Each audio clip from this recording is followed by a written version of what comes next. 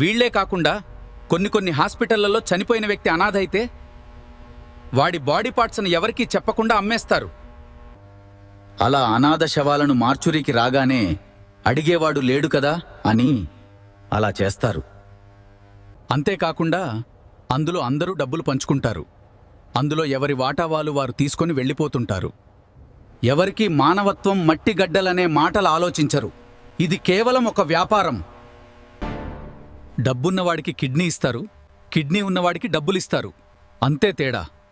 అలాగైతే నా పాపను ఎలా కాపాడుకోవాలి? ఇప్పుడంత డబ్బు నా దగ్గర లేదు. మరి ఈ సిస్టమ్ చూస్తే ఇలా ఉంది. ఏం చెయ్యాలిరా భగవంతుడా? ఇదిలా ఉండగా రిసెప్షన్ నుండి వీరాను పిలుస్తారు. వీరా, చెప్పండి, ఏమైంది అనడిగితే, పాపకు మ్యాచ్ అయ్యే కిడ్నీ ఒక గవర్నమెంట్ హాస్పిటల్లో ఉందని ఇన్ఫర్మేషన్ వచ్చింది. మీరక్కడికి వెళ్ళి కొన్ని ఫార్మాలిటీస్ పూర్తి చేస్తే వాళ్ళు మీకు కిడ్నీ ఇస్తామంటారు.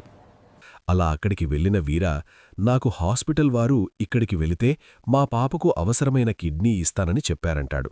లేదండి, ఆ వచ్చిన బాడీ యాక్సిడెంట్లో చాలా డ్యామేజ్ అయినందుకు దాన్ని డీకంపోజ్ చేయాల్సి వచ్చింది.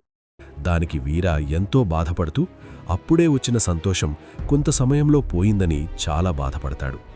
అలా ఆ గవర్నమెంట్ హాస్పిటల్ నుండి బయటికి వస్తుంటే అక్కడే ఉన్న వయసు మళ్లిన ఒక కాంపౌండర్, ఏం నాయనా అలా కన్నీళ్లు పెట్టుకుంటున్నావు అనడిగితే వీరా జరిగిన విషయమంతా చెబుతాడతనికి.